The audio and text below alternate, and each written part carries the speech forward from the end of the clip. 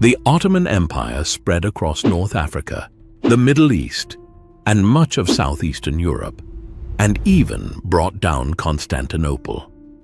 Yet, it never captured Rome, the other great Christian center in Europe. Geography was a major reason. To reach Italy, the Ottomans had only two choices: march overland through the Balkans or cross the sea. The Adriatic worked like a natural moat between them and Rome, and even the seemingly easier land route was blocked by serious obstacles. After taking Constantinople in 1453 and Athens in 1458, the Ottomans might have had a clear path across Europe toward Italy, if not for Albania. Gjergj Castrioti, known as Skanderbeg, was an Albanian commander who dedicated his life to resisting Ottoman rule. He had already defeated the armies of Murad II, father of Mehmed the Conqueror, and stood directly in the way of any Ottoman march toward Italy by land. Because of him, Mehmed and his empire lost their best chance to move on the peninsula right after Byzantium and Greece had fallen. At the same time, Italy itself was fragile. After Alfonso V of Aragon gained control of Naples in 1442, his death triggered a succession crisis. Rival Aragonese and Angevin factions fought over the throne of Naples and plunged southern Italy into disorder. On paper, that chaos created a perfect opening for an Ottoman attack. Mehmed almost certainly noticed this. According to a report from the Florentine merchant and spy Benedetto Dei, the Sultan questioned him closely about Italian politics in 1460. Dei deliberately misled the Sultan, but Mehmed is said to have replied that Italy no longer matched the glory of Roman times. Back then, a single Roman power had ruled the whole peninsula. Now Italy was split into many hostile states, and he believed their divisions would help his plans.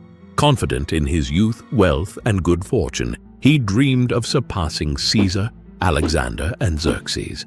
Yet no invasion followed. As Mehmed prepared to look toward Rome and the Italian mainland, another enemy forced him to turn north. Vlad III Dracula of Wallachia, who like Skanderbeg had once been an Ottoman hostage, had become a fierce opponent of the empire.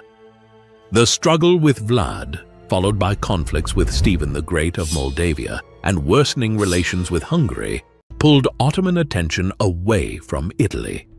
These northern wars and diplomatic crises had to be settled before the Sultan could think again about expanding west.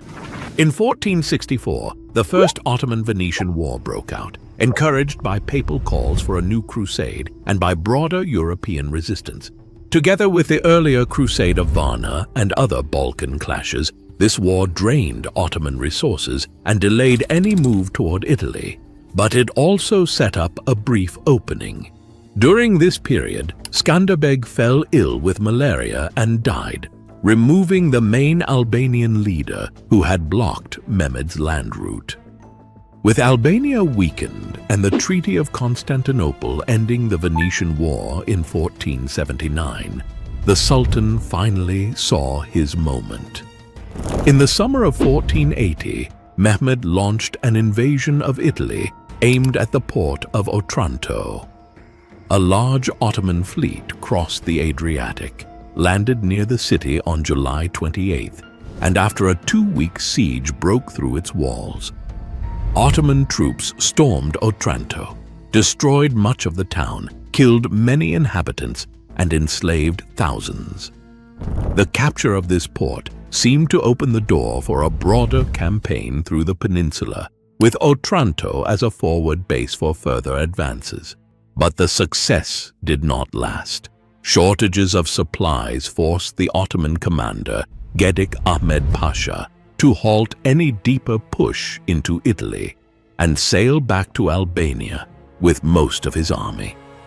Without a secure land connection to the rest of the empire, holding a distant outpost in Italy was extremely difficult.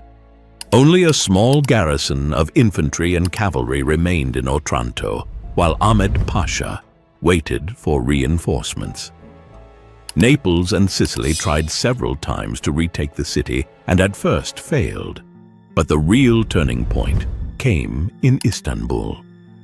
In May 1481, Mehmed II died, plunging the empire into a struggle over the succession. In the middle of this crisis, the Ottomans could not spare the forces needed to relieve Otranto. Cut off and outnumbered, the garrison eventually negotiated and surrendered. By September 1481, the last Ottoman soldiers had withdrawn from the Italian peninsula. After losing Otranto, the Ottomans made a few further attempts to gain influence in Italy, but none succeeded. Their priorities shifted instead to Hungary, Persia, the Levant, and Egypt, where they grew ever stronger on the eastern side of the Mediterranean. European pressure also increased. On 26 January 1699, the Ottomans signed the Treaty of Karlowitz with the Holy League of Austria, Russia, Poland, and Venice.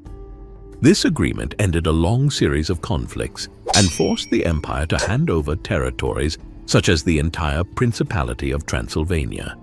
In the end, Italy, and even individual Italian cities, proved far more difficult to subdue than Mehmed or his successors had imagined, despite their earlier triumph at Constantinople.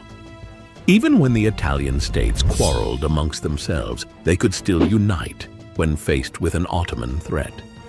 The empire never pursued the idea with sustained force, and its foothold at Otranto lasted only about a year.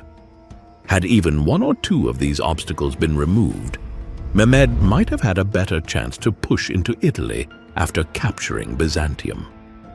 We will cover more episodes on the Ottomans and medieval Europe, so be sure to subscribe and hit the bell icon to be notified when a new video is ready. Thank you for watching, and we'll see you in the next one.